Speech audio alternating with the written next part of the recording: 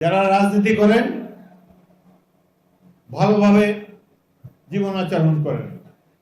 জামাতে ইসলামী আমার বিরুদ্ধে নির্বাচন করেছে, কিন্তু সংসদে দেখি তারা খুবই ডিসিপ্লিন। তারা পাশের লোকের সাথে কথা বলে না, নিয়ম কানুন মেনে চলে, ভদ্র আচরণ তাদের। আগেও বিরোধী দল দেখেছি, আমি 7টা সংসদ দেখলাম, এরা অনেক ভদ্র। শুধু একসময় আমাদের মিত্র ছিল, এখন ক্ষমতায় যাওয়ার আশা হয়েছে, সেজন্য বিরোধী দল করছে। সকলের সাথে সংলাপ রেখে চলেন। বাংলাদেশে যেখানে যাই হোক, লালমোহন তজুমুদ্দিন যেন শান্তির দ্বীপ হিসাবে গড়ে উঠে, এটাই আপনাদের কাছে কামনা। অন্য দল করার কারণে, এমনকি আওয়ামী লীগ করার কারণেও কারোর প্রতি খড়গহস্ত হবেন না, কারোর সাথে খারাপ ব্যবহার করবেন না।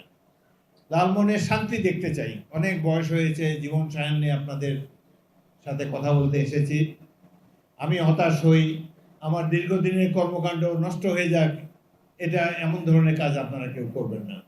আপনারা অপকর্ম করলে লোকে আমাকে দোষ দিবে, যে নিশ্চয়ই হাফিজ সাহেব বলে বলিয়ান হয়ে আমার প্রতি অন্যায় বিচার করছে। আমি কখনো কোনোদিন অন্যায়কে সমর্থন করি না।